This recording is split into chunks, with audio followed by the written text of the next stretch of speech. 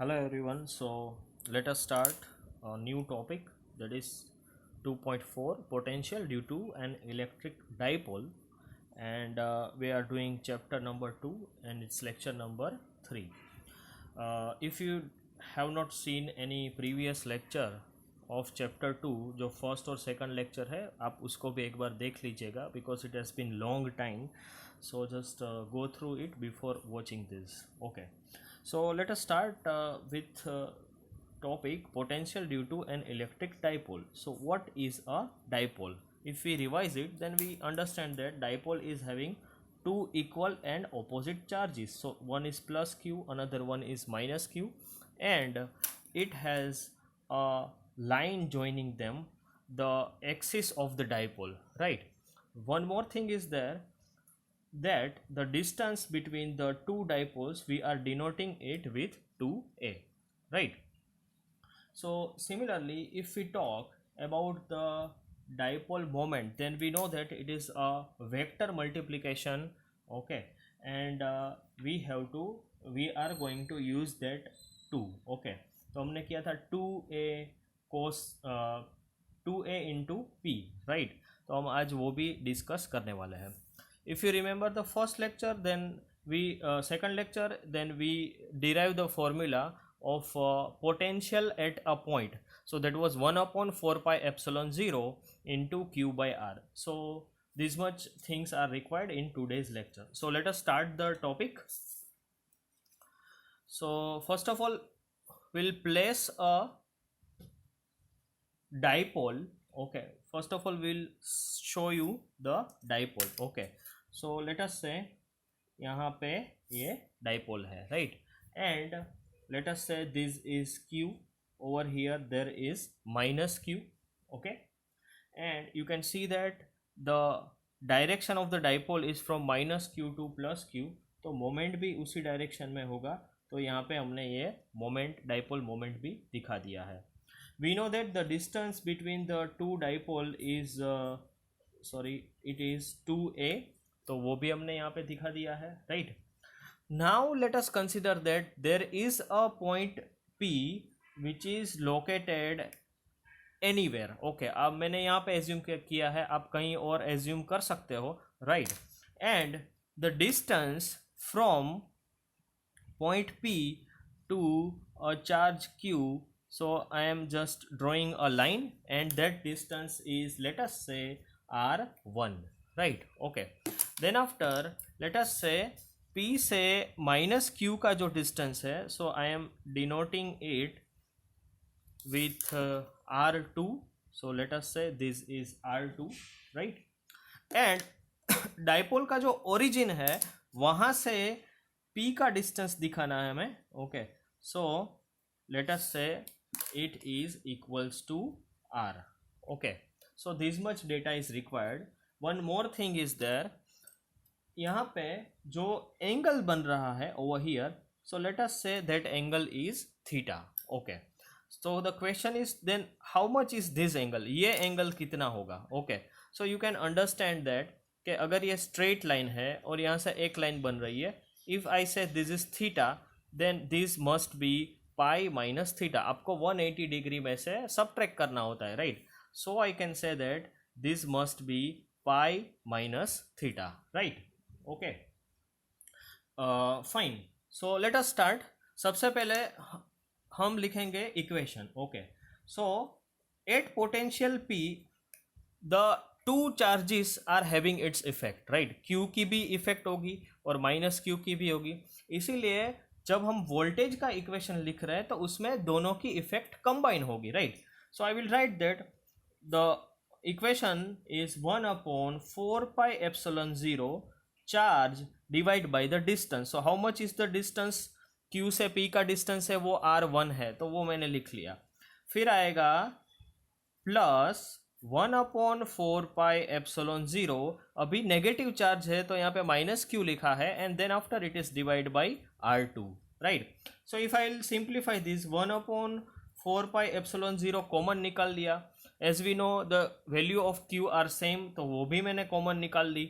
Okay, and now we are left with 1 upon r1 minus 1 upon R2.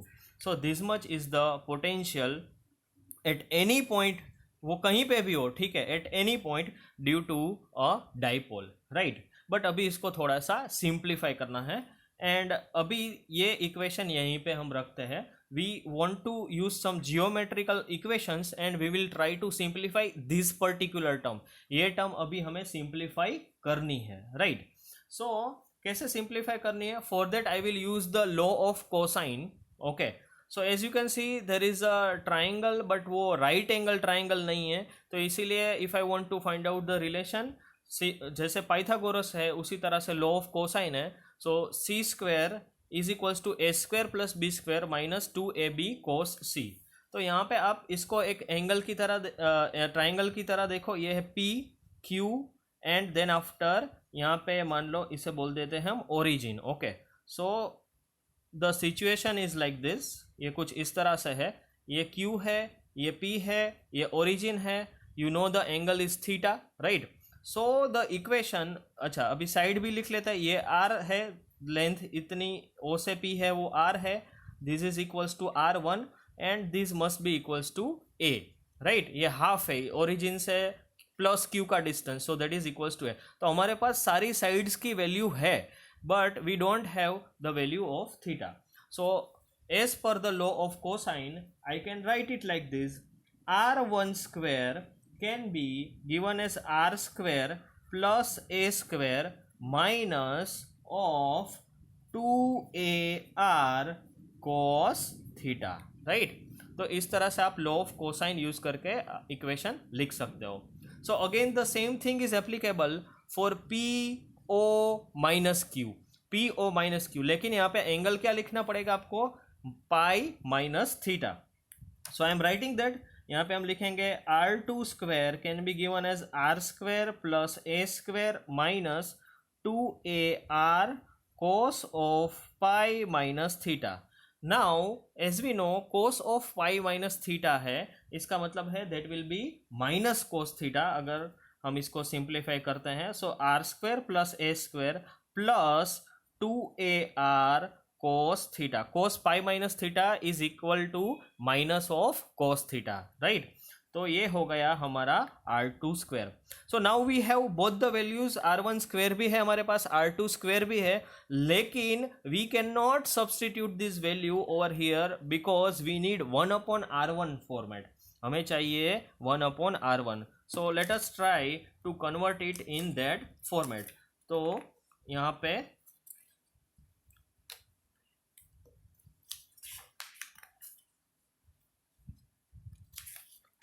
पे हम लिख रहे हैं फिर से same equation and we are trying to simplify it. R1 square R square plus A square minus 2AR cos theta. इसको हमें पहले सिंप्लीफाई करना है. So how I will do that? Okay, सबसे पहले यहाँ पे R स्क्वायर कॉमन निकाला. So it is 1 plus A square upon R square minus 2A by R cos theta, right. Okay, 2A by R cos theta. Now, if I consider that the value of R is very very much greater than A. क्या ये बात सही है? Yes. क्योंकि dipole में जो भी Q और माइनस Q चार्ज होते हैं उन दोनों के बीच का डिस्टेंस बहुत ही कम होता है compare to the point at which we are measuring its effect, right.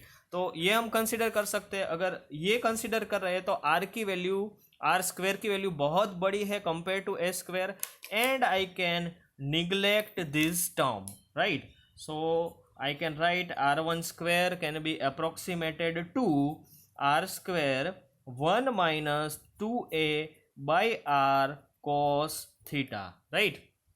Okay, same way I can write it for R2 square. R2 square can be approximated to 1 plus 2A by R cos theta, right? Okay. Now अभी जो step हम करने वाले हैं वो बहुत ही important है और बुक में नहीं दिया है, तो try to understand specially for biology student, क्योंकि we are going to apply binomial theorem. Okay, तो कैसे करना है binomial theorem? We are doing it for R1 square. Remember that what is our aim, हमें चाहिए 1/r1, किसी भी हालत में हमें 1/r1 यहाँ पे सब्सटीट्यूट करना है, and for that we are going to use the binomial theorem.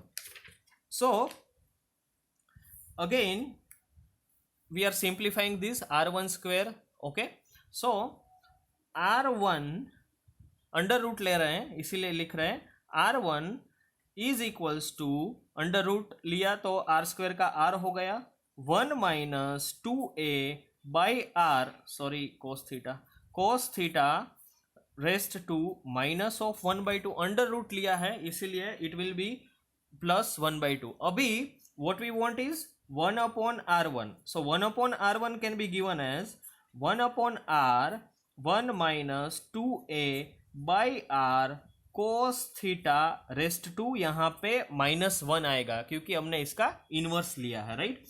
तो ये इक्वेशन आया. Now we are going to use binomial expansion. So कैसे करना होता है बाइनोमियल एक्सपांशन? देखो ये इसका इक्वेशन है, right. 1 plus X raised to n can be given as 1 plus n upon 1 factorial into X plus n upon n minus 1 2 factorial into X square. ये series है तो पूरा एंड तक चलता है, बट हमें यहाँ पे इसका फर्स्ट ऑर्डर ही लेना है. फर्स्ट ऑर्डर मतलब के फर्स्ट टर्म ही कंसिडर करना है. तो आप अगर इस इक्वेशन को कंपेयर करोगे, ओके, देन यहाँ पे 1 माइनस, तो यहाँ पे प्लस है and this will be x, तो मेरा x का वैल्यू क्या आएगा? So the value of x is minus of 2a cos theta upon r, and as you can see raised to n है तो यहाँ पे रेस्ट टू -1/2 है, so it will be n equals to minus of 1/2. So if I will put this value over here then what I will get. तो यहाँ पे हम लिख रहे हैं सीधे, यहाँ पे वैल्यू लिख रहे हैं, right. 1/r1 is now equals to 1/r 1 plus a by r cos theta, right. 1/r1 equals to 1/r 1 plus a by r cos theta. Same way I can write for 1/r2, right.